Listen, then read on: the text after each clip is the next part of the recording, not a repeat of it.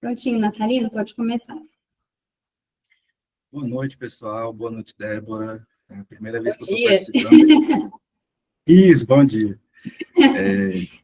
Primeira vez que eu estou participando aqui do projeto e acho muito interessante que tem até alguns rostos aqui que eu conheço. Elisete mesmo, eu já tenho pelo menos uns 3, 4 anos que eu não a vejo, né? Nos formando juntos. E fico muito feliz pelo convite, Débora. Fico muito contente por poder participar do projeto e tudo. Acredito que é muito bacana a gente poder trazer a psicologia através de uma forma mais acessível, né? Conectando ali as pessoas com obras, filmes, séries, né? Parece que essa é a primeira série que a gente está trazendo, né? Mas é muito bacana, porque traz como uma porta ali de acesso mesmo, para as pessoas conhecerem mais do mundo da psicologia.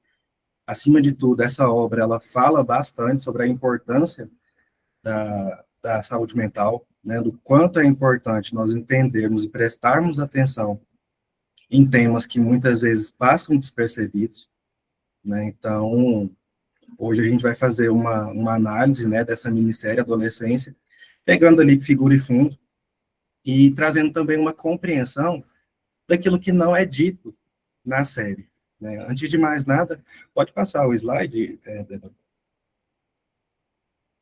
Primeiro de tudo, né, até para a gente poder compreender, né, já pegando o gancho aí com figura e fundo, o que fez o Natalino escolher justamente essa obra, né? Por que ela ficou como figura para mim a partir do momento que eu recebi o convite da Débora?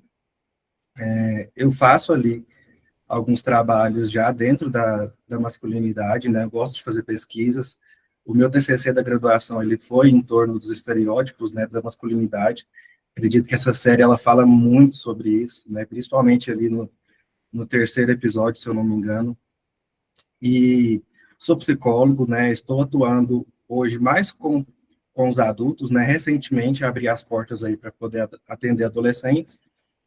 E estou começando agora a me mostrar mais também no digital. Então, foi um outro gancho também para poder aceitar esse convite, né, da Débora, né? Começar a trazer o meu posicionamento no digital também. E antes de mais nada, existe uma experiência também muito similar minha, né, com alguns aspectos dessa obra, que fizeram com que também eu escolhesse ela, né, e aí em alguns momentos deu para perceber que em vista de outras análises, né, que eu fiz, já fiz análise do filme Coringa, por exemplo, essa análise dessa série, ela foi a que mais mexeu comigo. Por quê? Quando nós falamos sobre figura e fundo, nós precisamos entender que o campo ele é dinâmico, né? Nós vivemos num campo ali vivencial que ele é alterado o tempo todo. E na medida que esse campo ele vai se alterando, figura e fundo também se alteram. A gente vai falar um pouco mais sobre isso no decorrer aqui dos slides. Então, no primeiro momento, já dá para a gente entender um pouco das minhas escolhas, né? Eu tenho experiências, né, pessoais com vivências, né, do próprio personagem, me interesso, né, a partir dessas vivências que eu tive, eu comecei a trabalhar na psicologia também, ajudando outras pessoas, né, que passaram por essas mesmas experiências, e as características aí, né, os estereótipos da masculinidade. Pode passar, Débora.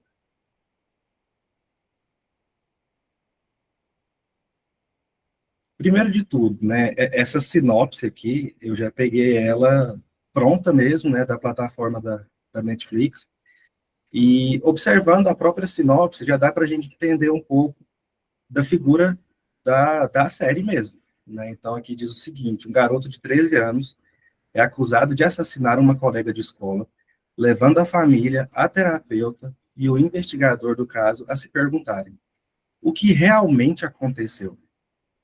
Aqui a gente tem um dilema, né, e observando, né, a opinião pública, a comoção pública, né, principalmente nas redes, o como as pessoas foram afetadas assistindo essa série, né, as reflexões que foram surgindo, dá para a gente perceber que muitas figuras podem aparecer para as pessoas, né? Não necessariamente a pessoa que assistiu ela vai focar só na experiência do personagem.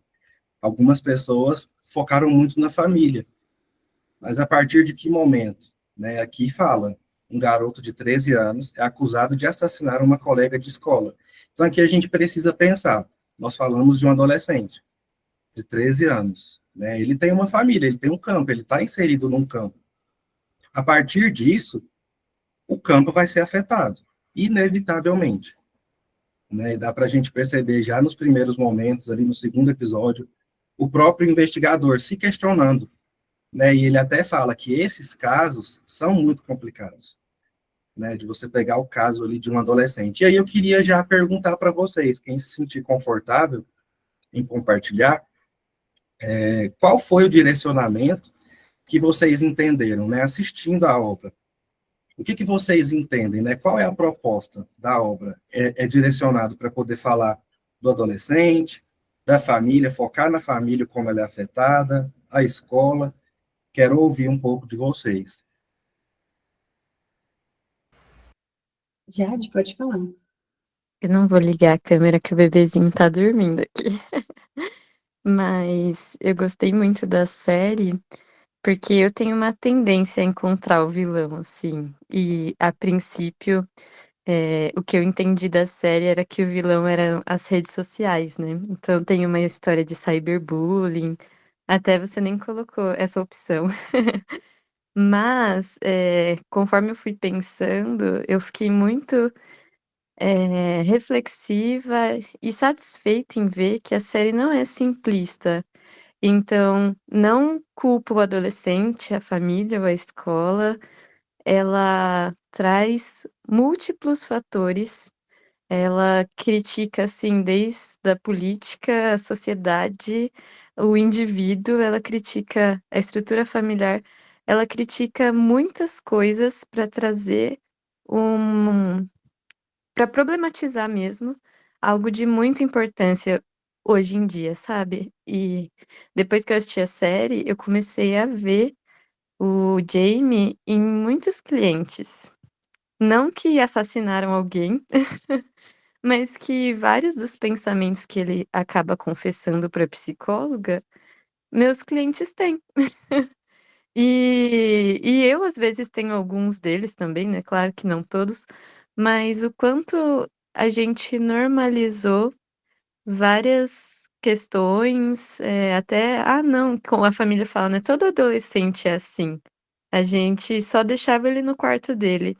E normalizar essa situação, quanto isso acaba também nos tirando do nosso lugar humano de se importar, de se relacionar, o quanto cada vez mais estamos isolados, estamos sem saber o que se passa na mente do outro. E aí, às vezes, a gente só vai parar para analisar a mente de alguém quando alguém comete um crime gravíssimo, né. Então, isso me deixou muito chocada.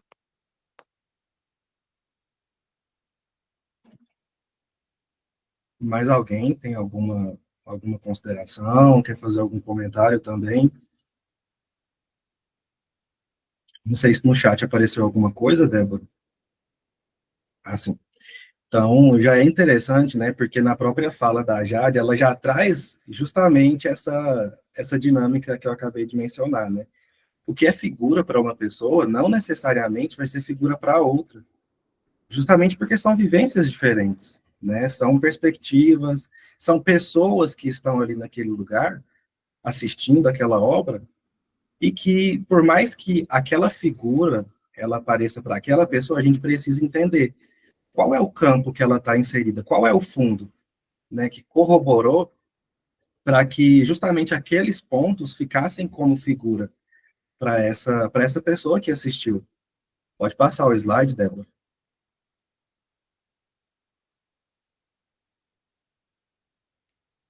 Já pegando um gancho aqui com isso que a Jade falou, nós temos um perigo muito grande, né, que é de fazer análises e comentários simplistas a partir de comportamentos que são complexos.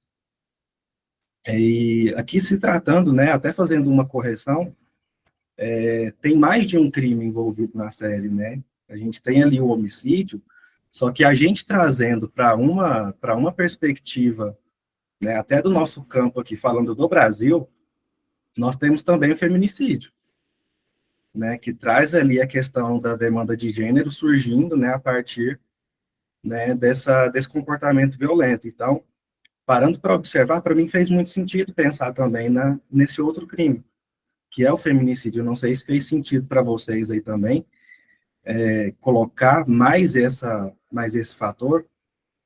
E aqui a gente precisa pensar, por mais que no primeiro momento fique em evidência um adolescente de 13 anos, né, e aí nós podemos colocar aqui várias introjeções, né, várias inferências, vários arquétipos e estereótipos que nós colocamos do adolescente.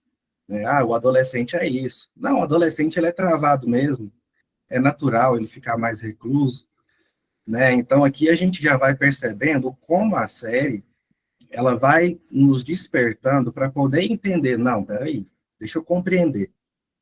Por mais que apareça ali para mim o Jamie, né, aparentemente ali um garoto dócil, né, a gente percebe nos primeiros momentos um garoto muito dócil. Em alguns momentos ele até oscila. E aí é importante, né, a gente entender que para cada figura existe um fundo que vai trazer justamente sustentação para que aquela figura exista. Como eu falei, né, tiveram experiências minhas, vivências do trabalho também de psicólogo, pesquisas que eu já fiz, que me fizeram escolher essa obra, essa é a figura. Só que as minhas vivências, elas vão surgindo ali como justamente esse fundo, que traz essa sustentação para a minha escolha. Né? Então, aqui no primeiro momento, já trazendo um alerta, nós não podemos, de forma nenhuma, fazer análises simplistas. Né? Trazendo ali para o Jamie, né, dá para perceber, né, e aqui, deixando claro, eu não vou fazer uma sequência cronológica dos episódios, porque a série ela é muito dinâmica, e cada episódio ele vai retratar ali uma figura diferente e assuntos, né, importantes, justamente para a gente já compreender que no início da análise vão ser falados lá no último episódio, que é quando a família ela aparece de forma mais forte. Né? Então, aqui já trazendo num primeiro momento alguns pontos que eu percebi do Jamie. Pouco recurso emocional para lidar com a frustração, né, a frustração de não ser escolhido, né, pelas garotas, né, de muitas vezes não ser considerado, a frustração, né, de em alguns momentos, o próprio discurso ali da psicóloga, né, a gente vai falar um pouco mais, ele conflitar com o que ele esperava que seria a postura dela, né, lembrando que antes dela, mais um profissional acompanhou ele. Né, então, dá para perceber essa frustração, o excesso de liberdade, né, por parte ali. Vocês estão conseguindo me ouvir, me ver bem?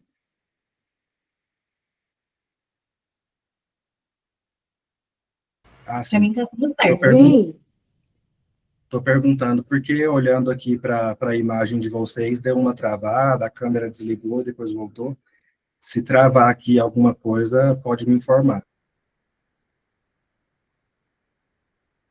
Como o campo ali do Jamie, ele traz algumas situações, as condições ali do campo vão favorecendo um pouco de alguns comportamentos dele, né? O excesso de liberdade, né? Acima de tudo, até para o uso das redes sociais, dificuldades emocionais do pai, a gente vai falar aqui sobre os estereótipos, né? Da masculinidade, e como também os discursos de gênero, eles vão surgindo ali e afetando, acima de tudo, o Jamie. Né? Pode passar o slide, Débora? Posso só ler alguns comentários aqui do chat? Claro.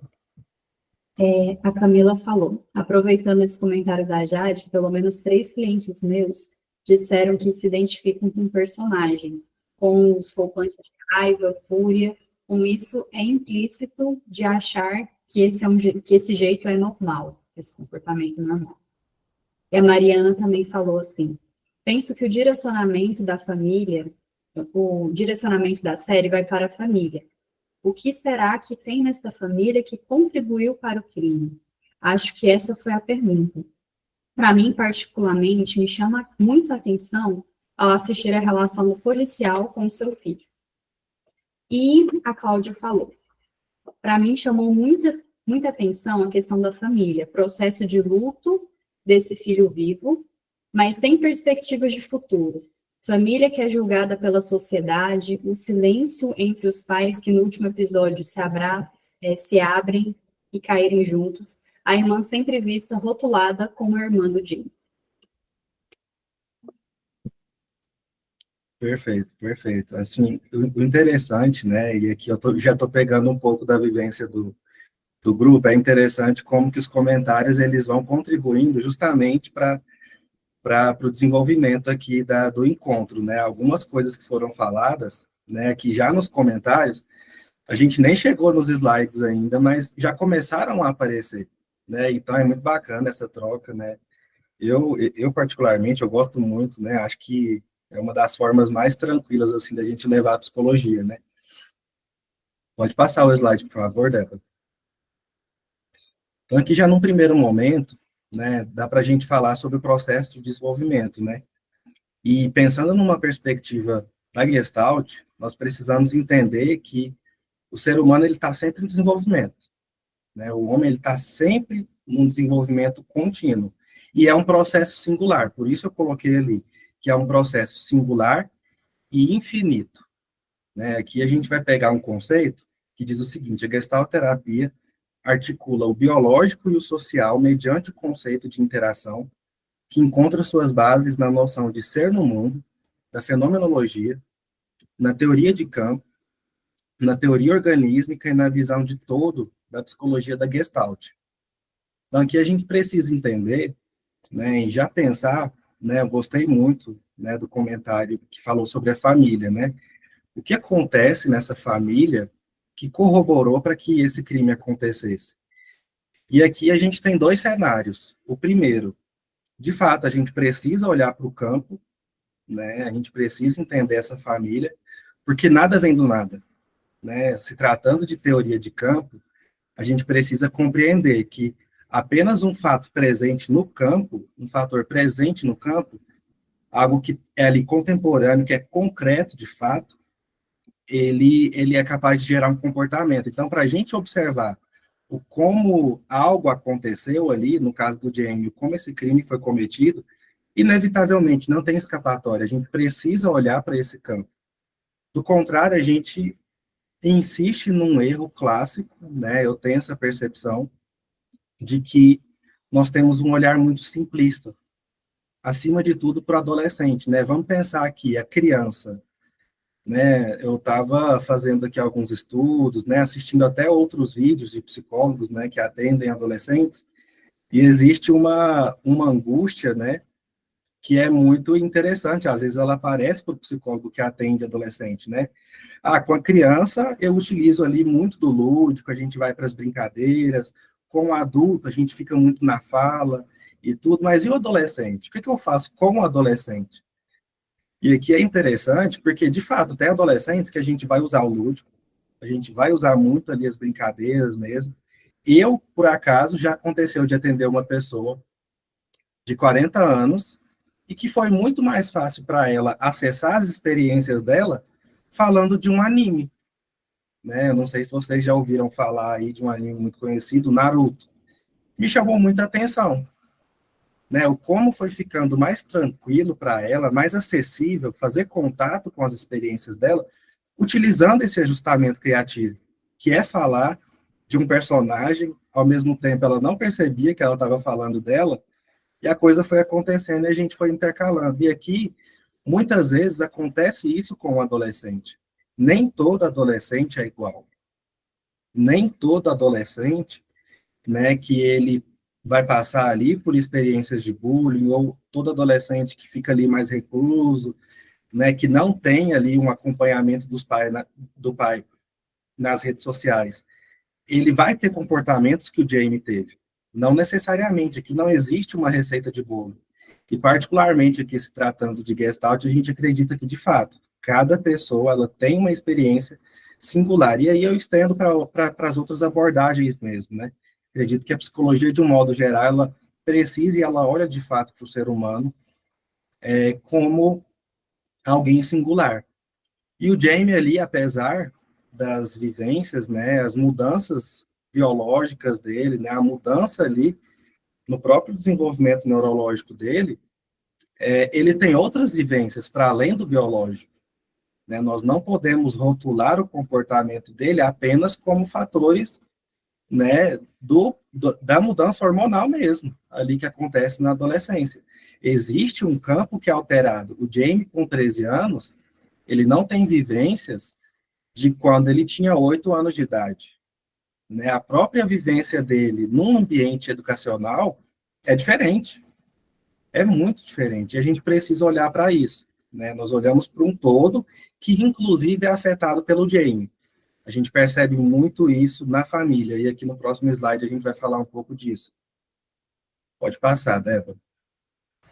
Só dar alguns comentários aqui no chat.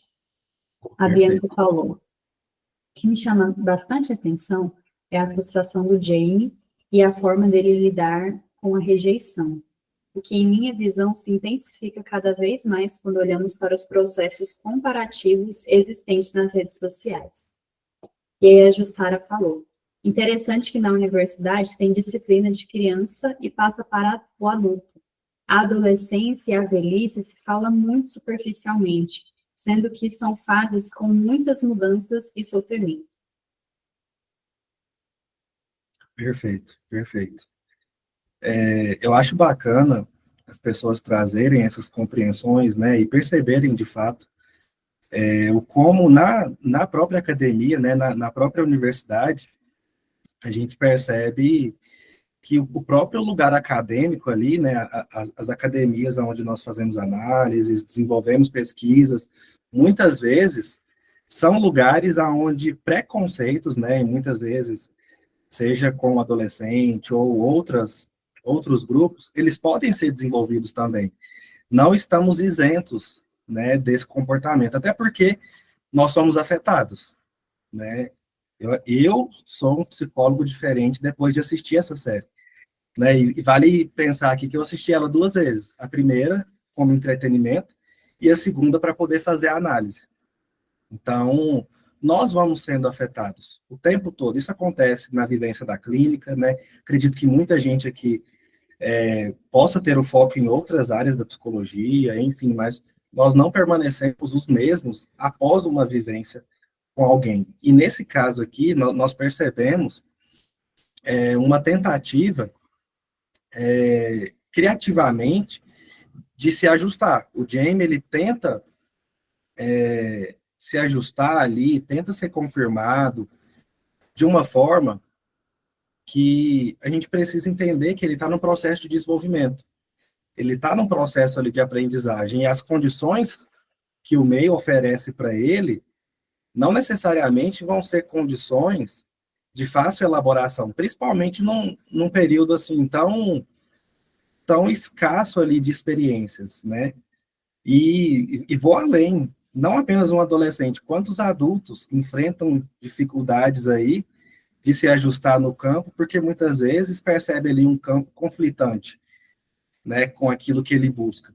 E o Jamie não é o contrário, por mais que ele tenha ali esse comportamento em alguns momentos mais de confronto, né, de entrar no embate, né, a gente percebe que ele busca ali a confirmação, nós buscamos a confirmação, ela é inerente, ela é fundamental para nós, né? Em Gestalt nós falamos ali, quando se trata de relação dialógica, sobre o como é importante para o homem, né, enquanto ser humano, ele ser confirmado, né, ser confirmado ali pelos pais, e muitas vezes, quando ele não é confirmado, até mesmo na tentativa de buscar esse algo tão importante, tão fundamental para poder existir ali enquanto ser atuante, um ser que existe ali e que é diferente dos outros, o adolescente, a pessoa, ela pode se ajustar de algumas maneiras que para ela,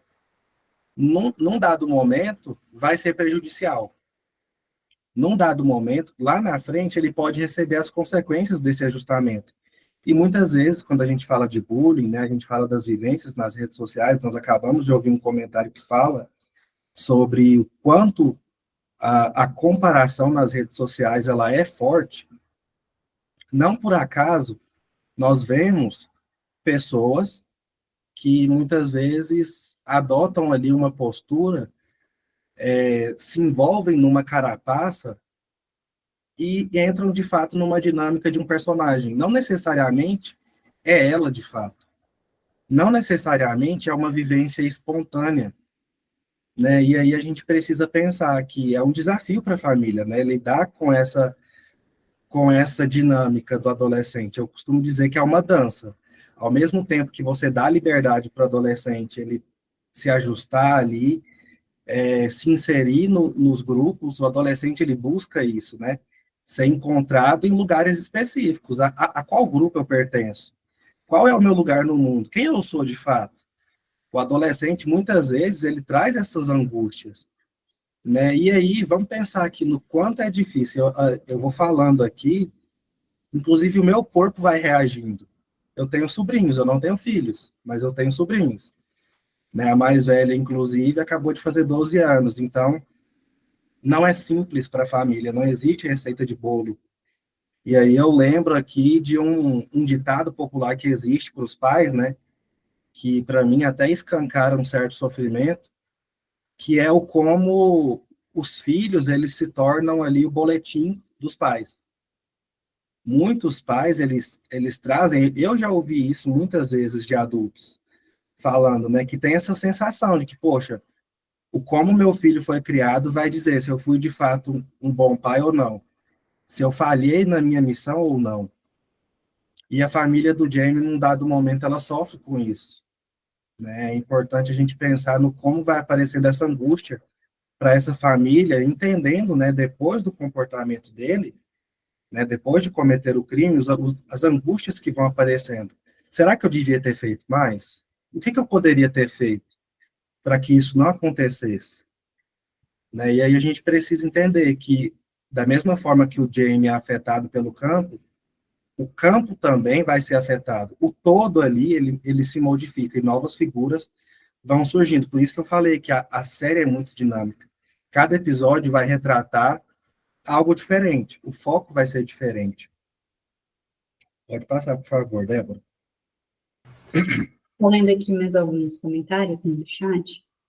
A Marina falou: pensei em como as mulheres da série não tiveram espaço de fala. Talvez isso seja uma crítica à dinâmica da família. Até mesmo como foi chocante para a mãe quando Jamie escolheu o pai para acompanhá-lo e não ela. A Jade falou: acredito que ele escolheu o pai porque sabia que a mãe se espantaria com o que ele fez à outra mulher. Além disso, a memória do pai virando o rosto para não ver quando ele o decepcionava pode ter influenciado na decisão, como se ele quisesse desafiar o pai. Será que ele será indiferente a isso? A Rosanita citou aqui uma frase do Peirce, que é: fatos observados se transformam ao serem observados. E, último, tem mais dois comentários aqui. A Bianca falou: sim, esse ponto também é muito importante a ser falado. Existe uma relação de poder sobre a figura feminina. E em uma cena específica com a psicóloga, ele desabafa que eu poderia ter feito outras coisas com ela. Eu estava com uma faca, mas eu não fiz. E a Cláudia falou: o Jamie, a princípio, é um adolescente como qualquer outro, nada de grave apresentado na infância, distúrbios ou algo assim. Essa família toda é impactada com essa realidade, me chama a atenção de como estamos cuidando dos nossos filhos. Achamos que estamos seguros na internet dentro de casa, como estamos percebendo esses adolescentes nos dias de hoje. Falta diálogo entre as famílias.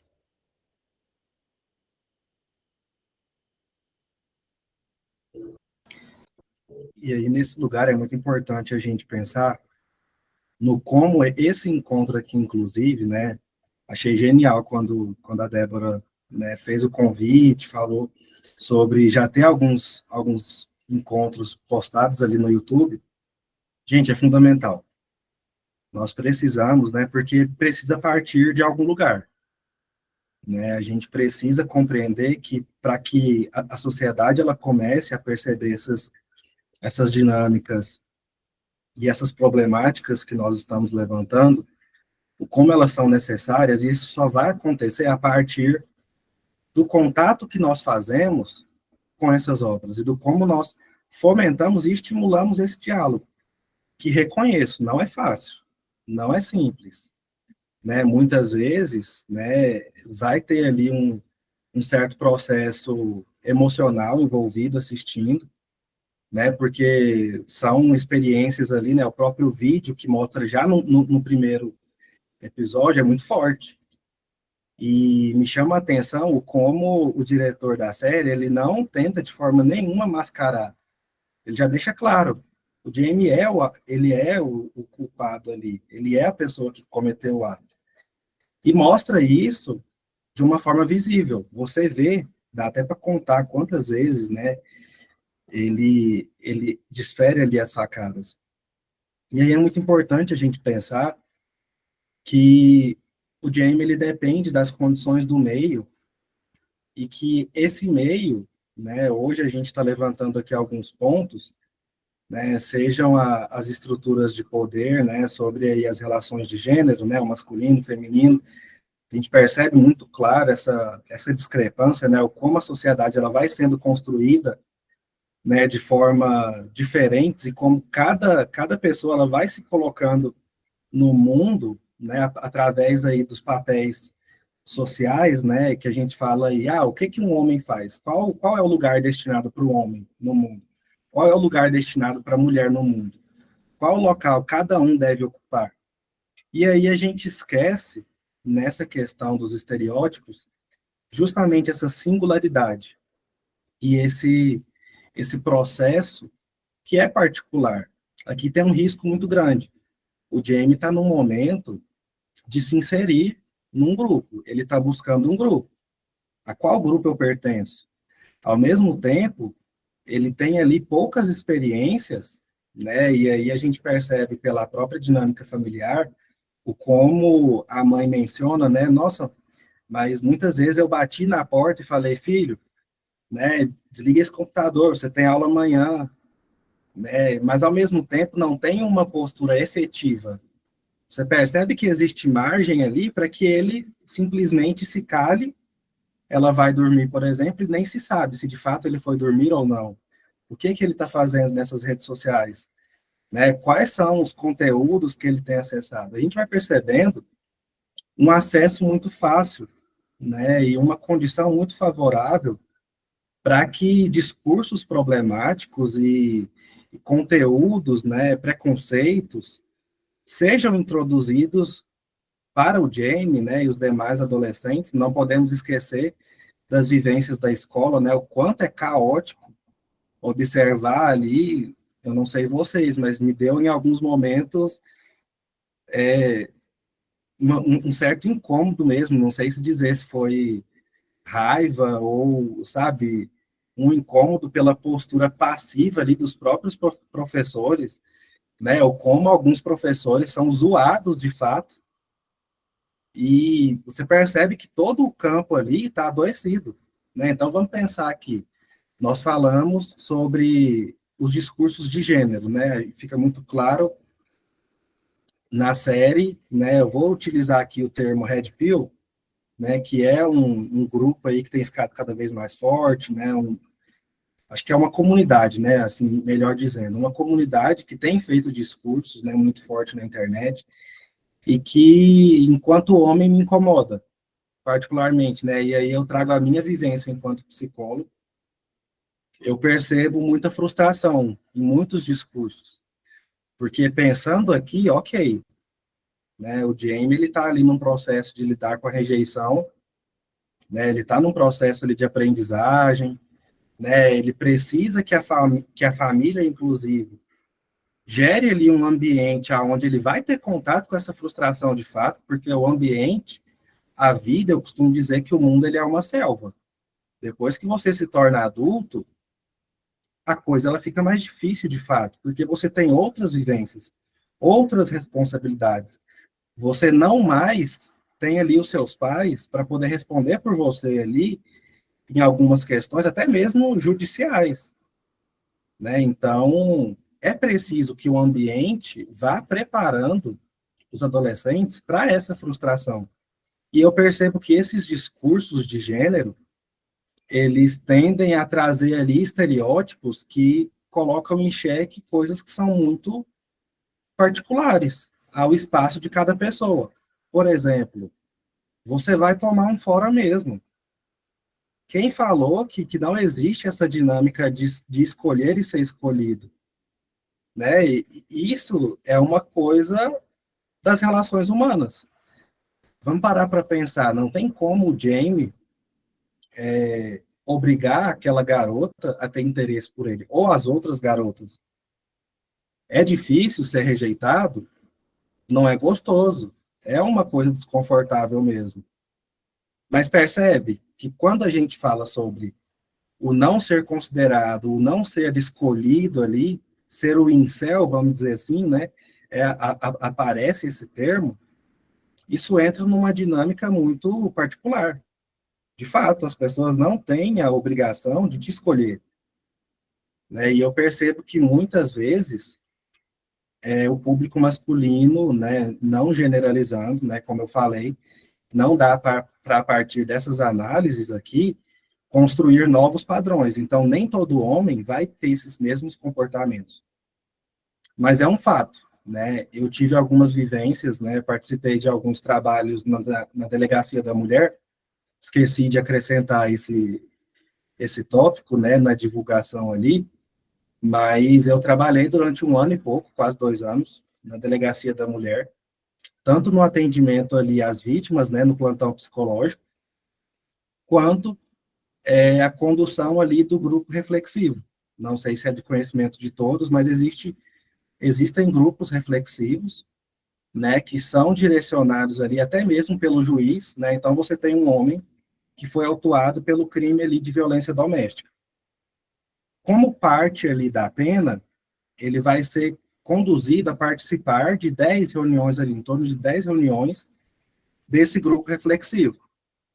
E recebi, por diversas vezes, homens que você percebe que por mais que eles já estejam com 40 anos, 50 anos, não houve esse preparo emocional para poder lidar com, por exemplo, o término de uma relação. Com aquele momento onde você percebe que acabou. Aquele relacionamento acabou. E percebe que está no campo da escolha da mulher, não há como obrigar essa mulher a querer estar ali com você, né? E muitas vezes, né, os próprios discursos aí de gênero acabam atribuindo às mulheres alguns termos, né, e algumas determinações aonde a mulher vai se sentindo refém desse lugar, né? Não, eu preciso estar aqui. E ter dificuldade de acessar essa individualidade dela, essa potencialidade de construir sua própria vida. Né? Tudo a partir dos discursos de gênero e os estereótipos que vão sendo criados. Então é muito claro, essa série ela fala acima de tudo sobre coisas bem atuais, que a gente vê nos jornais aí todos os dias, incansavelmente. E sobre a irmã, gostei do comentário que mencionou aí, né, sobre como essa irmã passou despercebida. Inclusive aqui, nas imagens que eu disponibilizei, eu não me recordo, mas eu tenho quase certeza, 99,9% de certeza, que nós não vamos encontrar imagens dessa irmã. Eu procurei e com dificuldade eu encontrei esse campo ali junto, sabe? Família, né, completo, os pais e o Jamie. Eu tive dificuldade, de fato, de encontrar essa conjunção. Então, que a gente pode pensar no como esse campo ele estava fragmentado também. Né? A gente vai falar que em alguns momentos no como o pai ele se isola em alguns momentos nas suas vivências, e aí a gente precisa pensar como foi a vivência para essa irmã diante disso tudo. Né? A partir do momento que o Jamie ele se torna o destaque, né, e a família, exatamente, a irmã não dá trabalho. E aqui, gente, como nós recebemos no consultório vivências do tipo, eu fui a pessoa que não deu trabalho. E como isso afeta, sabe? Não ter ali comportamentos que vão ser estereotipados, né, como algo problemático, né, aquela criança que chega na casa dos outros, aquela criança e aquele adolescente que não tem curiosidade, que não quer tocar nas coisas, né, e aqui nós estamos falando de um processo de contato, você está fazendo contato com o meio, e muitas vezes a criança e o adolescente, ele é tolhido desse lugar, né, não, chega lá, quando você chegar nesse lugar, fica quieto, fica na sua. É claro que aqui a gente precisa lidar com as condições do meio, ok? Você vai chegar na casa de uma pessoa, você não vai fazer, né? Vou utilizar aqui um linguajar mais popular, você não vai fazer o Zé Telo na casa da pessoa, porque a casa não é sua. Mas percebe que muitas vezes existem excessos, né? E aí uma vivência que poderia ter sido espontânea, até mesmo para poder agradar aquele meio, para ser confirmado, a gente volta para a confirmação, né, o quanto ela é importante, a pessoa assume esse lugar de ser o filho que não deu trabalho. Muitas vezes o filho que ajudou a família, que esteve ali com os pais, que sempre foi muito obediente, que não teve revolta, né, ali quando recebeu um não dos pais, que é uma coisa natural. Você não precisa gostar dos nãos. Os nãos, eles são necessários. Gostar ou não gostar é outra etapa, né? Um outro processo. Mas aqui a gente fala de condições do meio que são fundamentais. Pode passar, por favor.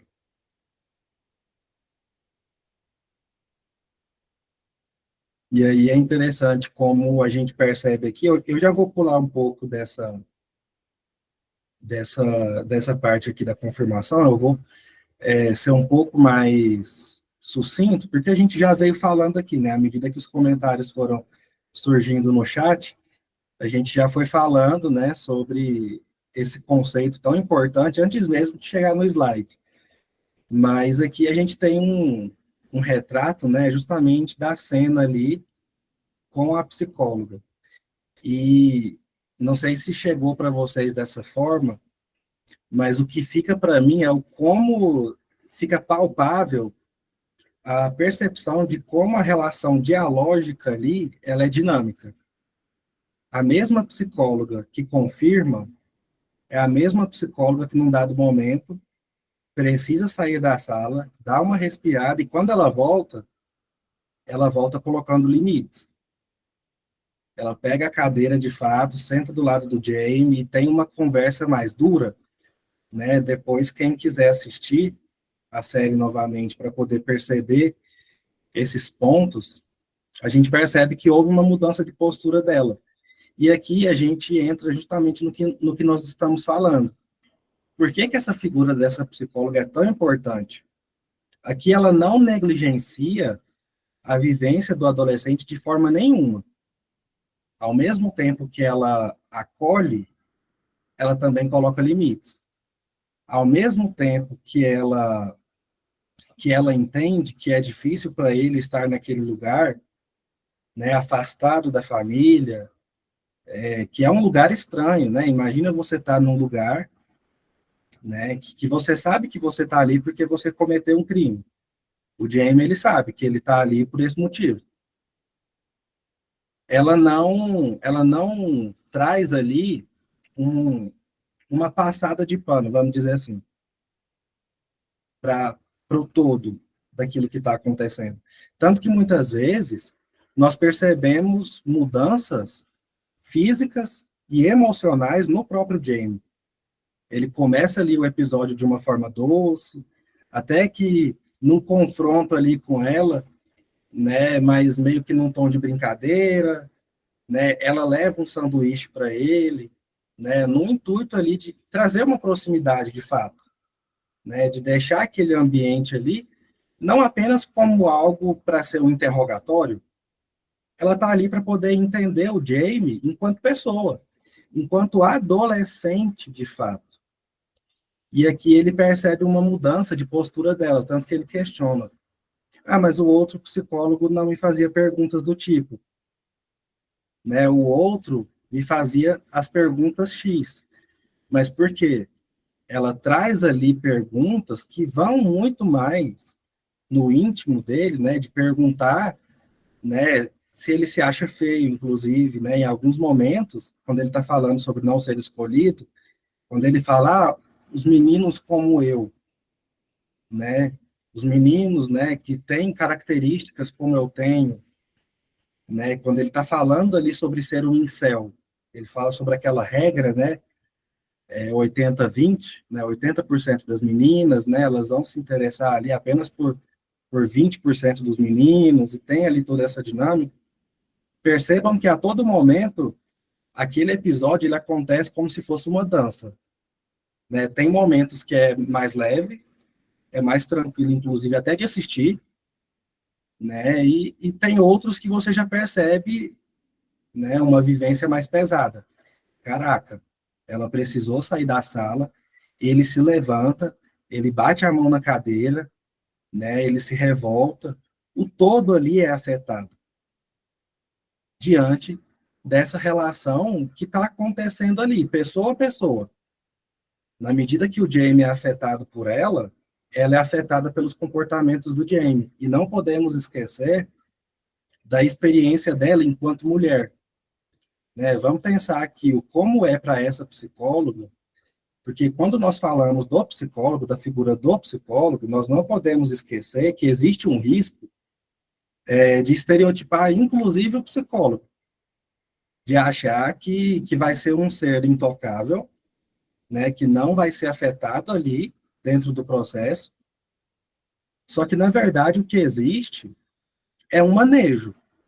Né? O psicólogo ele está ali, claro que dotado de ferramentas, dotado de experiências, que auxiliam ele a lidar com o todo ali que acontece, com os fenômenos que vão surgindo ali naquela relação, dentro ali daquele processo, mas isso não quer dizer que ele não vai ser tocado, né? E ali ela está enquanto mulher, né? Falando com Jane, e muitas vezes ela mesma traz questionamentos em torno dos discursos de gênero. Então vamos pensar aqui, né? No final do episódio, quando ela tem ali aquele momento de autorregulação emocional mesmo, que ela até abre um botão da blusa e ela respira, e ela, você percebe um olhar mais cansado, até emocionado, né? Algumas lágrimas vão surgindo ali porque foi pesado. Não é uma vivência simples. Tiveram alguns comentários. Deixa eu ver aqui. A Jussara tinha comentado, assim, que é importante questionar a forma violenta do policial adentrar a casa para buscar o Jamie, por mais que já tinha o vídeo e a certeza de que ele cometeu o crime, a família inteira virou criminosa e foi traumatizada diante da violência policial. Acho que os comentários foi só esse. Aí a Jade falou, né, que a irmã é aquela que não dá trabalho, e a Jussara comentou que esse é o melhor episódio. Eu também tive essa sensação, assim, agora comentando assim, algumas percepções minhas, né?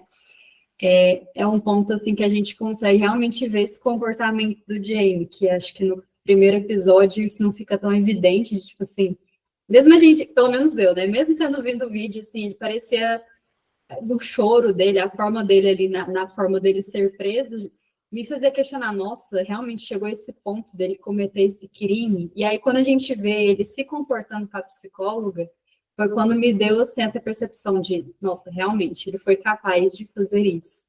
E aí, o que me leva a pensar de como que a relação terapêutica, ela é muito reflexo de como que o paciente lida com a vida, de como ele lida fora desse contexto terapêutico também. Então, por ela ser ali uma psicóloga, mulher, né, o Jamie deixa muito claro qual que é a visão dele sobre a mulher, como que ele se comporta, como ele age. Então, ficou muito perceptível para mim isso, de como que a relação terapêutica ela é um reflexo da pessoa na sociedade.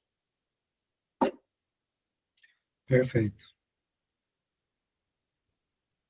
Pode falar, Jade.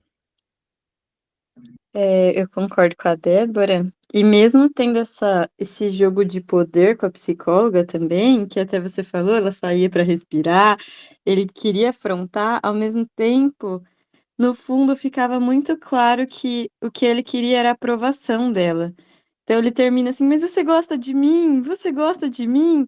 Como se ele visse ela como uma mulher. Eu acho até, se eu não me engano, ele menciona que ela é atraente, alguma coisa assim. E o quanto ele queria que ela gostasse dele, sabe? No final é algo muito ingênuo também. É uma mistura das polaridades, né? Ele é aquele cara violento que agrediu o outro garoto ali, também, que mostra o vídeo dele agredindo, ele matou a menina, mas ao mesmo tempo ele parece uma criança assim, ai, me elogie, fale o quanto eu sou lindo. A minha mãe falava que eu sou lindo.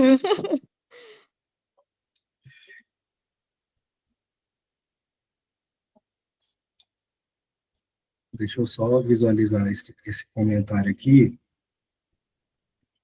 Acabou de chegar do Marcelo. Acredito que a polícia achou que iria achar um assassino perigoso e fosse reagir à prisão. Aqui a gente percebe, né, e achei muito pertinente esse comentário, porque o que acontece? Muitas vezes nós entendemos dentro ali do ambiente policial, né, e precisamos pensar no quanto é um ambiente onde, acima de tudo, emoções são colocadas para debaixo do tapete. Eu conheço alguns policiais, né, inclusive já tive a oportunidade de buscar terapia. Eu sou filho de policial, né, então eu fui buscar um atendimento, né, na época que eu fui retomar o meu processo pessoal de terapia. Eu fui até o Hospital da Polícia Militar para poder buscar, né, um atendimento psicológico por lá. E aí foi falado para mim que tinha começado a surgir um projeto aonde os psicólogos de lá, eles iam atender restritamente os policiais. E por quê? Porque tem acontecido um fenômeno de adoecimento já há alguns anos, não é de agora, dos próprios policiais.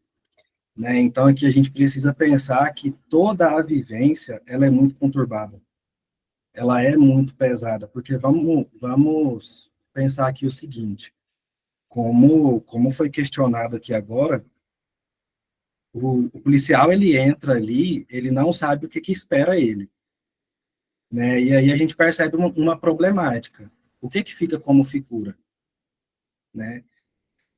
E aí, justamente por não ter de forma clara quem está ali por detrás daquela porta, o que está esperando o policial, muitas vezes eles adotam comportamentos que são ali mais protocolares, vamos dizer assim, né? Faz o que precisa ser feito para que se tenha o mínimo de risco possível e para que se tenha uma maior alta chance de êxito ali da tarefa, que é o quê? Levar sob custódia o suspeito. Só que aí a gente percebe uma vivência muito conturbada, que é justamente de trazer algumas violências. Porque imagina só, você está dormindo, você é acordado, primeiro que já tem o susto. De repente, tem homens armados dentro da sua casa. E aí, daqui a pouco, eles estão procurando a pessoa mais nova da casa, o adolescente da casa.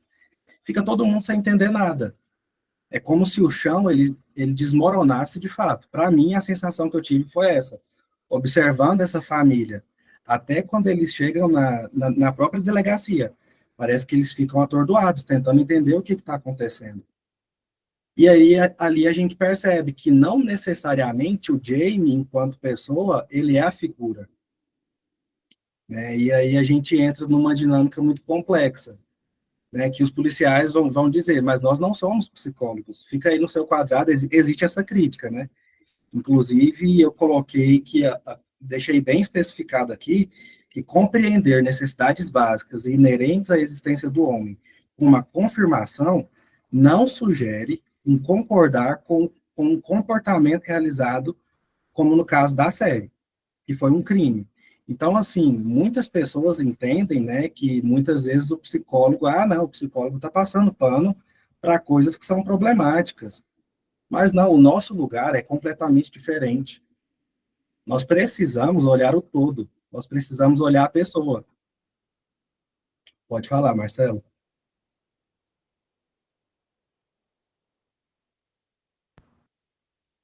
Eu estou olhando aí agora nessa cena da tela, onde ele está sentado na frente dela e ele está conversando com ela. Do momento em que ele fica, todas as vezes que ele levanta da cadeira, ele está num ponto acima do ponto dela. Então ele se sente mais forte do que ela. E aí é quando ele começa a gritar, né? E então ele se sente ali naquele momento que ela está sendo a mulher submissa, como foi a menina no momento em que ele começou a bater nela, os dois estavam sentados. Quando ele se levanta, ele parece ser mais forte que ela lá no crime. Entendeu? Então é a hora que ele cresce. E aí no final, quando ele pergunta para ela, você me ama? Que era o que ele queria ser feito pela menina também. Ele queria ser amado, assim, como pessoa, como amigo, como, né? E ele também não foi. Então ele se revolta no final com ela, quando ele pergunta se ela o ama, se ela gosta dele, se ela acha ele bonito, porque ele está se procurando, tentando existir naquele momento, sabe? Então é bem assim, esse terceiro episódio foi um episódio assim, muito forte para a gente, né? Que principalmente para os psicólogos, né? Mas eu acredito que foi isso, que a entrada ali da polícia na casa, ela vem assim, você não sabe o que vai encontrar, né? Você não sabe se os pais vão reagir. Então você tem que. É aquela coisa do animal que, quando ele quer se impor, ele abre a asa, ele se arrepia, ele cresce, ele incha o peito, né? Então, para que o outro fique mais baixo. Então, eu acho que a reação da polícia ao entrar, principalmente ali nos Estados Unidos, que eles têm meio uma forma, como você falou, né? É meio protocolar aquilo ali. Mas ali dentro eles acharam que eles fossem encontrar uma pessoa perigosa. E quando o policial entra no quarto e vê que é um menino manso, quieto, ele fica perdido. O próprio policial que está ali para acordar ele, para tirar ele do quarto, o policial fica perdido, que fala assim, poxa, eu achei que ele fosse se debater, que ele fosse, né, enfrentar a gente, e ele sai assim, quieto, manso. Aí ele fica olhando e fala assim, gente, que cara que é esse? Que ele acaba de matar uma menina às 10 horas da noite, a hora que é 7 horas da manhã, ele está como se nada tivesse acontecendo. Então eu vi assim, nessas fotos, né, que estão na tela agora, bem essa parte mesmo na parte do filme. A hora que ele levanta, que ele se cresce em cima dela, em cima da psicóloga.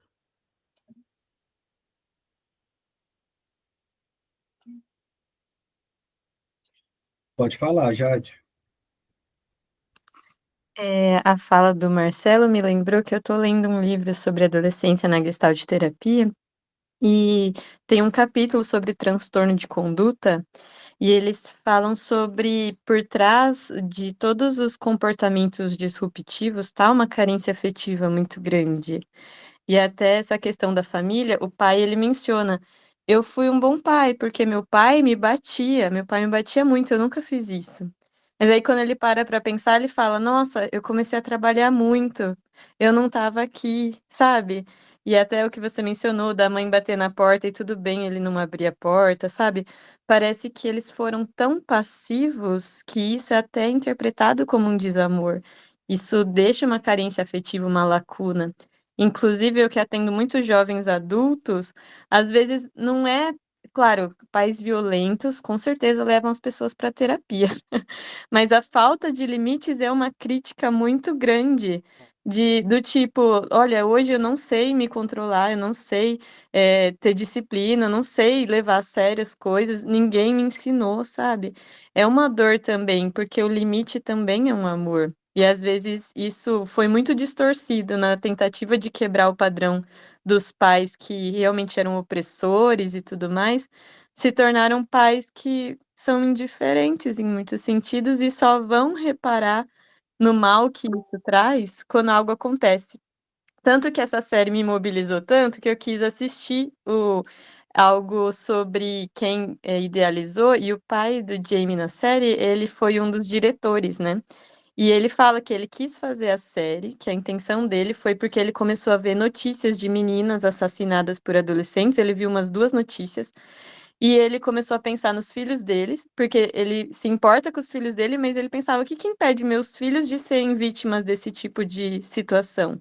Então, a principal intenção dele era mobilizar os pais mesmo, até muitas pessoas falaram aqui que via essa intenção de falar às famílias. Ele queria mobilizar os pais sobre o mal silencioso que estava acontecendo nas casas. Do tipo, ai, meu filho está seguro, está no quarto dele. E no final das contas, não. A terceirização da educação desse filho, que a internet está educando para o mal, para coisas ruins, enquanto os pais estão assim. Ah, não, tá tudo certo. Tô oferecendo o melhor para o meu filho. Comprei o melhor computador, o melhor celular, deixei ele bem confortável, com comida na casa, com as melhores escolas. É essa a visão. Fiz a minha parte. E o quanto que a parte, na verdade, é suprir essa carência afetiva, é a disponibilidade emocional, e não a disponibilidade de recursos, a disponibilidade de acho que de recursos é o que eles mais justificam, né? Mas de outras tantas coisas que podem oferecer.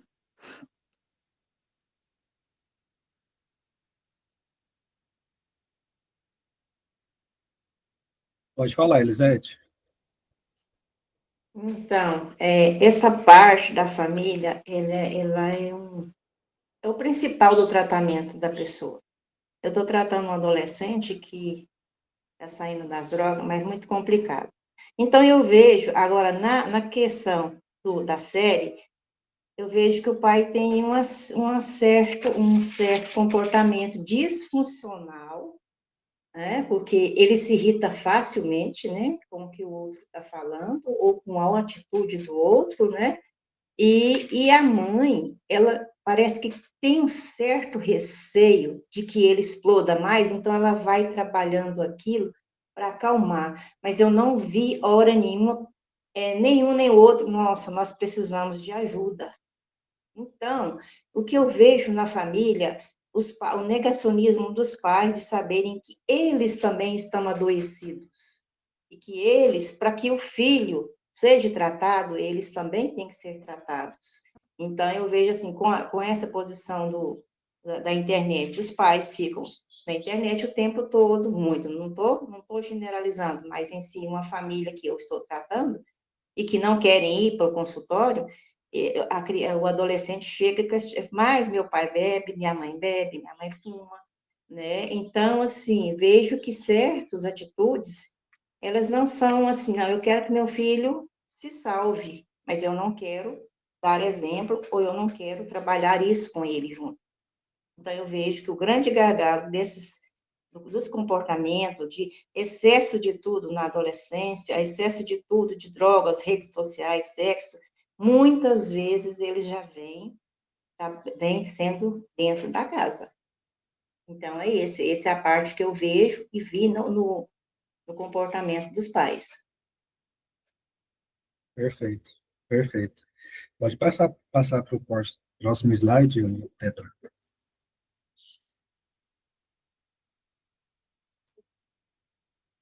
Leva para a terapia e para a escola para que sejam. Exatamente, exatamente. E eu não sei se vocês perceberam, mas olha o quanto de fundo a gente está trazendo para poder compreender a figura, né, desse comportamento do Jamie. A gente está precisando falar disso tudo.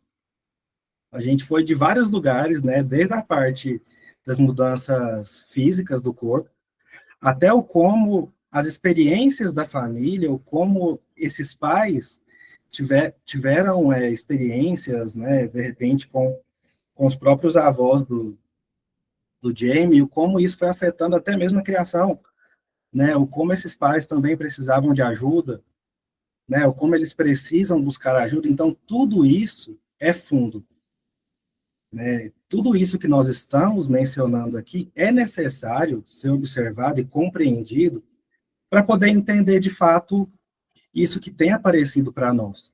E aqui a gente vai começar a falar agora sobre os estereótipos da masculinidade, porque eu acho muito interessante, muito pertinente observar como os estereótipos eles vão fomentando um comportamento mais explosivo, um comportamento mais destrutivo, vamos dizer assim, desde da parte emocional até alcançando o próprio ambiente. Aqui a gente traz uma noção de estereótipo como o estereótipo surgindo, né, por meio de códigos que são passados de geração em geração, favorecendo a estereotipia, que por função defenderia as tradições culturais e posições sociais. Estereótipos de gêneros atribuídos na série apontam as mulheres como manipuladoras, detentoras do poder de escolher os homens, o próprio bullying, né, que é muito difundido aí, como algo natural. Inclusive, quem quiser referências, né, artigos que foram utilizados para poder construir essa análise, nós percebemos através de vários estudos, né, sociais, da própria psicologia social, como a masculinidade, né, ela vai sendo construída, a noção de masculinidade, acima de tudo aqui no nosso continente, ela vai sendo construída muitas vezes através de muito sofrimento. Quem nunca aí ouviu que homem tem que sofrer mesmo. Um homem que não aguenta pressão, que não aguenta ser o suporte ali, que não consegue sustentar ali a casa, a família. Que homem é esse? Isso não é um homem, é um rato. Já ouvi isso várias vezes.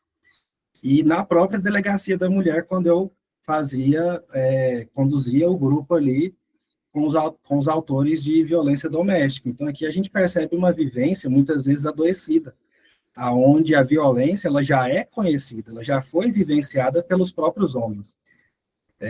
Teve um episódio de um lugar que eu estava, né, uma reunião que eu estava, que, assim, foi muito, muito marcante, né? Tinham ali os pais e você tinha ali crianças brincando numa área específica ali, né, balançando nas redes.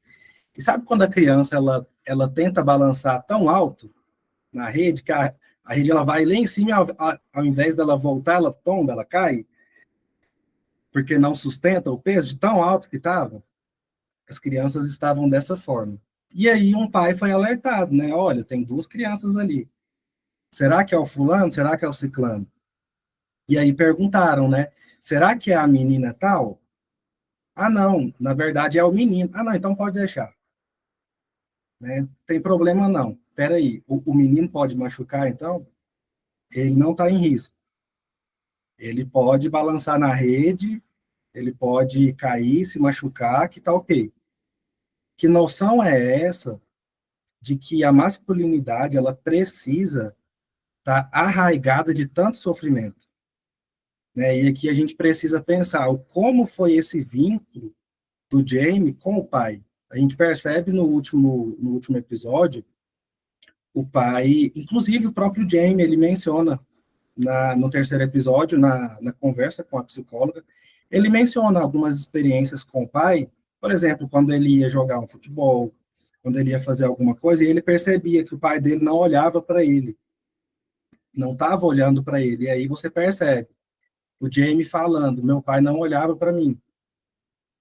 Isso chega muito como um distanciamento emocional. E aí vamos pensar aqui no estereótipo que se tem ali em torno do homem. Ah, todo homem vai se desenvolver com futebol, com esportes específicos, com futebol, com as lutas, né? E muitas vezes vira até um ritual, né? Na psicologia social isso é chamado de rituais da masculinidade, aonde muitos homens eles vão sendo desde criança inseridos em contextos específicos em torno, aliás, com o intuito de formar essa masculinidade. E aí muitas vezes ele vai para a luta, ele vai para o futebol, ele vai para esportes específicos. Mas quem falou que todo homem gosta de futebol? Será que o Jamie queria praticar esses esportes? Exatamente, o homem não pode chorar, as brincadeiras têm que ser violentas, se brincar com meninas já é considerado que ele é homossexual ou alguma coisa do tipo, e aqui a gente percebe uma coisa muito forte e muito importante de ser mencionada, até mesmo para entender as questões de violência de gênero. O homem, a partir do momento que ele vai construindo ali o seu lugar de homem na sociedade, isso vai sendo construído através de uma forma muito específica, fazendo a separação daquilo que é um comportamento mais feminino e aquilo que é um comportamento mais masculinizado. Então, não se comporta assim. Por que você está chorando? Você está parecendo uma menininha? Não, você é homem. Lida com isso. Então, existem ritos e discursos que vão trazendo essa cisão. É como se fosse uma separação, de fato, muitas vezes de forma violenta, do homem com uma parte mais sensível. Porque se tem essa noção de sensibilidade como algo do feminino. E aí a gente percebe um lugar de adoecimento em potencial. Porque não tem como o homem se desprender da sensibilidade. Inclusive, o homem ele entra num certo paradoxo, né?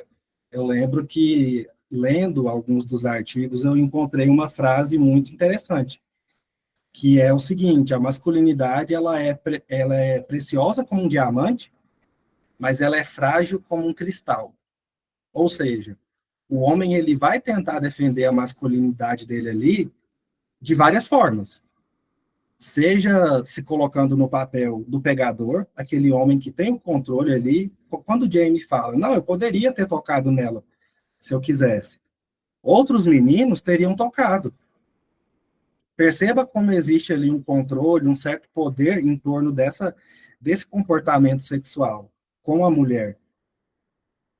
Quem aqui já escutou aquela frase, né, de que, meu filho, eu vou ser pai de um menino. Quando ele crescer, meu filho vai ser pegador. Meu filho, ele vai ser o terror. Mas por quê? A questão da sexualidade pro homem, ela fala muito desse lugar de poder.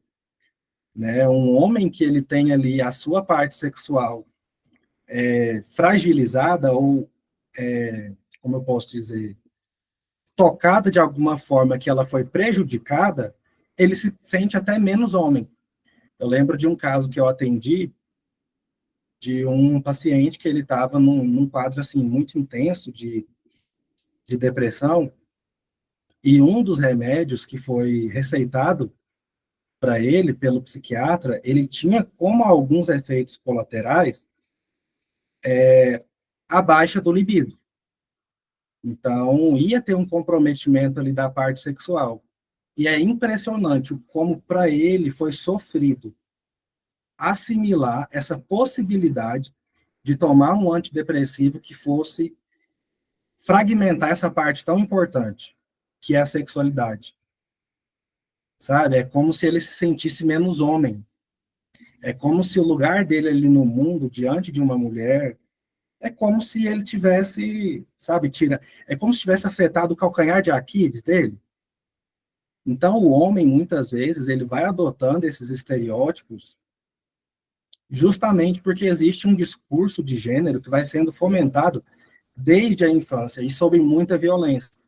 Tanto é que muitos homens sequer mencionam quando foram abusados sexualmente, porque existe aquela noção de que supostamente, né, o homem ali, por ele ter mais força, né, como as pessoas dizem aí no ditado popular, o cara que foi abusado, não sei não, gente, eu já ouvi isso, assim, é impactante, mas eu já ouvi, o cara foi abusado, o homem foi abusado, será que ele não gostou? Não, por que ele não lutou? Por que ele permitiu ser abusado?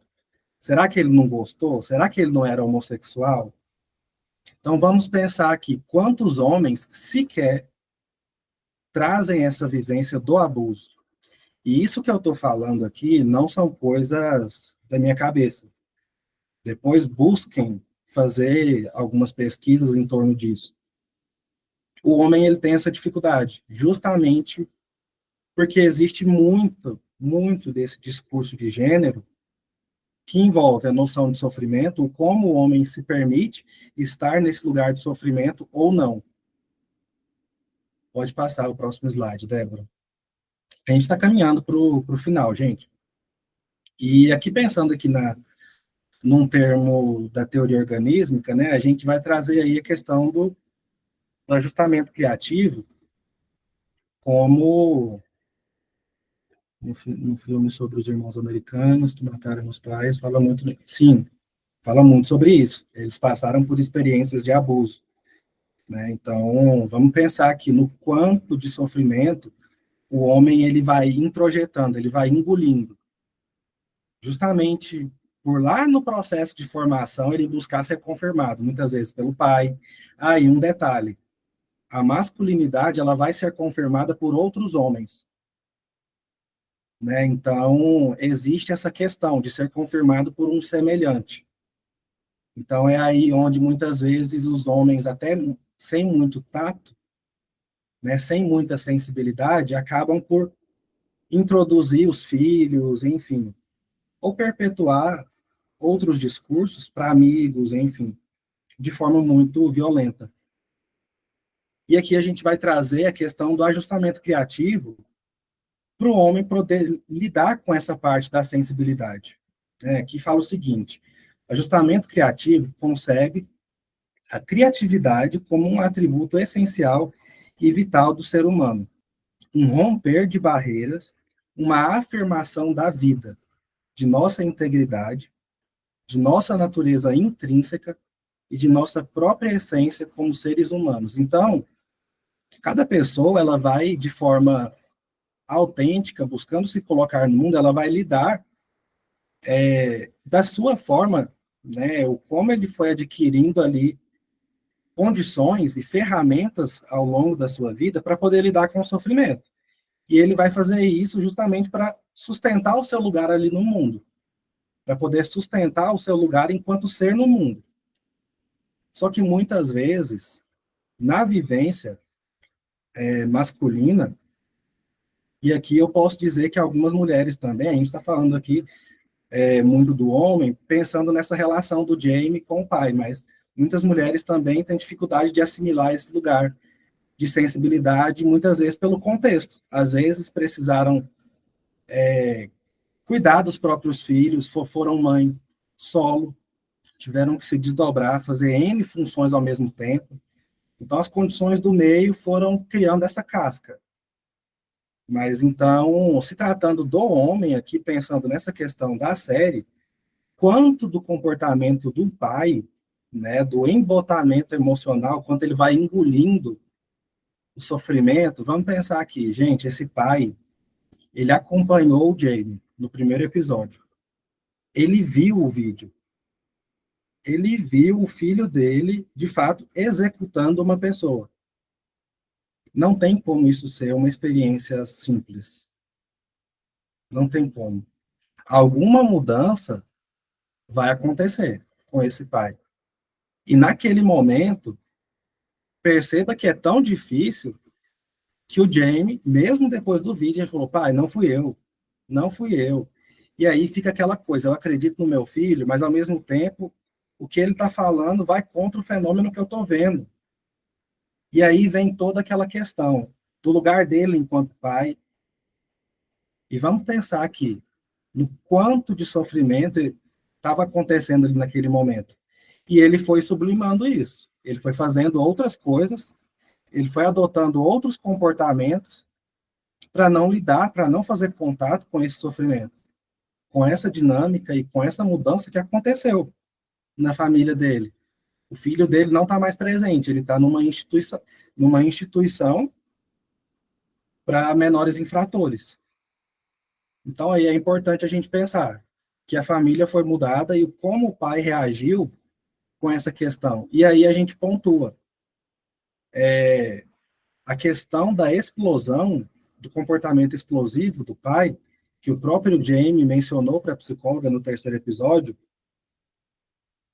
e ele fala que o pai dele, ele nunca fez nada com ninguém, mas que ele quebrou um galpão. Vamos pensar aqui. Quando a gente fala de violência, inclusive um dos tópicos aí da violência doméstica, é prestar atenção nos comportamentos agressivos que vão surgindo, seja com alguém ou com o próprio ambiente. Então, esse pai, ele já dava sinais. Pode falar, Débora. A discussão está muito boa, mas só por questão do tempo, né, para fechar a temática. Uhum. Então, aqui a gente vai percebendo a questão da dificuldade de fazer contato com essa parte emocional. E aí, o pai do Jamie, ele pode surgir, enquanto referência masculina, como um modelo de referência dessa autorregulação emocional também para o Jamie. Né? Justamente por ser aquele semelhante, aquela figura aonde ele vai se espelhar, enquanto homem. Pode passar para o próximo slide.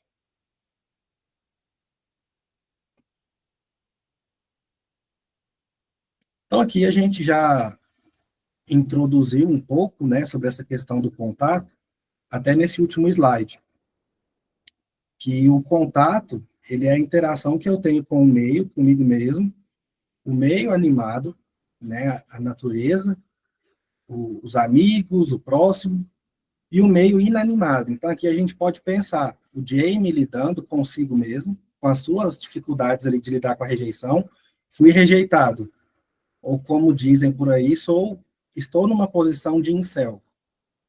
Como o Jamie vai acessar esse sentimento de estar nesse lugar? E aí, trazendo a questão do corpo, se ele de fato se sente feio, diferente dos outros meninos, como ele vai lidar com isso?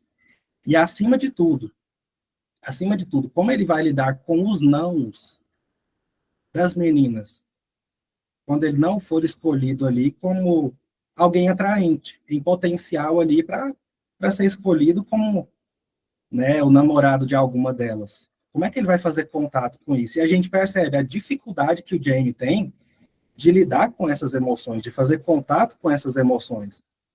E aí é onde muitas vezes a vivência de bullying, ela vai trazendo essa vivência muito sofrida, de adotar introjeções, de adotar um personagem, né, esse bloqueio de contato que eu coloquei, que é a introjeção, é justamente esse movimento de você ir engolindo o que é ser homem, engolir que você é um incel, que você de repente é feio, que você não é, que você é desajustado, vamos dizer assim, não é atraente, e aí ele vai engolindo,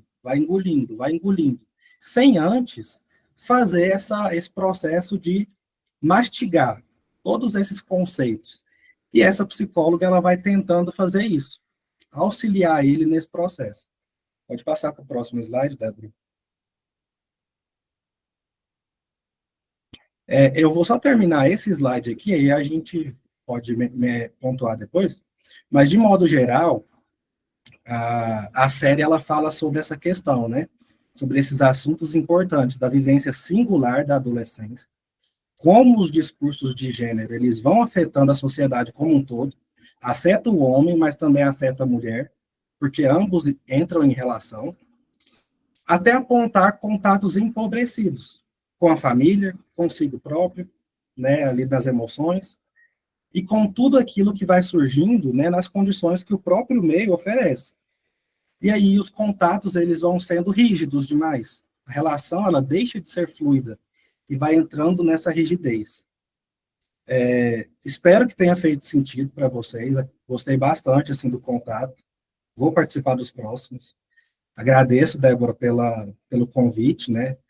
E aí, quem quiser fazer algum comentário, alguma consideração, pode ficar à vontade. Muito obrigado, gente. Obrigada, Natalina. Ivanete, pode falar rapidinho, antes da gente encerrar? Tá bom. Obrigada. Desculpa, não vou abrir a câmera, que eu estou sem poder agora. Primeiro agradecer, assim, toda vez que eu queria assistir aqui, não dava tempo, mas quando falou que era essa série, eu falei assim, não, vou largar tudo, até te marquei uma cliente para estar aqui. E gostei demais, Natalino, assim, a sua explanação, né, e como você fez a leitura, e eu cheguei um pouco atrasada, eu não sei se vocês comentaram, mas essa série, eu tenho um filho de 12 anos, e, assim, me tocou muito, sabe? Eu ainda quero revê-la de novo. E acho que agora, com essa explanação que vai me ajudar, também tem outras leituras, né? Mas eu queria trazer que eu tenho um menino negro, né? E aí, né, eu sou uma mulher negra, meu marido também. E aí eu fiquei pensando muito nessa questão do bullying, sabe? E meu filho está numa escola que é particular, né? Assim, digamos, de uma classe, né, que na sala dele é o único menino negro. E aí, achei interessante essa série, mas eu fiquei muito querendo fazer esse recorte racial, como que o bullying também, ele vai ele coloca, né, somente os meninos, nesse lugar, às vezes, de se fechar, né, vai ficando muito em silêncio, e às vezes não quer colocar para fora, e eu tenho muito essa preocupação. Todos os dias que meu filho chega em casa, eu pergunto como é que foi, se ele quer contar alguma coisa, né? Participe de todas as reuniões dos pais, porque aqueles casos que houve lá em São Paulo, daqueles jovens, né, que chegou na escola já atirando em muita gente, essa série me trouxe essa leitura, me trouxe aquela questão lá no Rio Grande do Sul também, naquela cidade pequena, né, que um jovem chegou e saqueando muita gente. Então, eu fico pensando que sociedade é essa que nós estamos, né, essa questão de aceitar as diferenças, trabalhar a diversidade, né, quando eu estou falando aqui, eu, enquanto mãe de um menino negro, mas tem também as pessoas que, LGBTQIA+, né, que tem sua orientação sexual, quantos bullying deve sofrer nesses espaços, né, escolares. Acho que o filme não abordou isso, mas quando vocês, e obrigada, deve trazer esse filme, porque, assim, me faz também trazer para esse olhar para o campo social que nós estamos vivendo, sabe? E eu senti falta no filme essa abordagem, mas eu acho que eu falei, inclusive, com a orientadora lá da escola, com a coordenação, que pudesse trazer uma discussão para a escola sobre esse filme, que eu acho que é muito pertinente, e não é só uma palestra, mas como que os professores podem abordar isso no dia a dia, que a gente pode ter pessoas mais humanas, né, e com mais consciência da aceitação e ver como que a gente pode ter menos violência no mundo, sabe? Obrigada, eu paro por aqui. Obrigada, Ivanete. Eu acho que é uma série que traz muitas reflexões de muitas coisas, né? Então, acaba que dá para a gente fazer muitas análises. Como foi a primeira vez que a gente trouxe uma série, eu acho que deu até essa sensação, tipo, nossa, talvez a gente precisaria ter mais tempo para olhar para tudo isso, porque são muitas camadas, muitos pontos, né? Então, realmente é uma série que faz a gente analisar e olhar para muitos pontos, né? Mas uma coisa que eu achei muito legal foi uma coisa que não foi combinada, mas os dois temas nesse mês do Cine Gestalt foi sobre questões de gênero. Então, no encontro anterior, a gente falou sobre a questão da violência contra a mulher e hoje a gente trouxe essa questão na masculinidade. Então, achei muito interessante como o campo está se comunicando aqui, mesmo não tendo falado com nenhum dos psicólogos para tratar desse tema, então achei muito legal. Né? E obrigada, Natalino, ficou muito claro, muito bom, né? Se a gente tivesse mais tempo, a gente poderia até escutar um pouco mais, mas por conta do tempo mesmo que a gente não tem como discorrer um pouco mais, mas agradeço muito, né? E ficou muito bom, maravilhoso. Só vou aqui encerrar a gravação e já falar para vocês o nosso próximo encontro.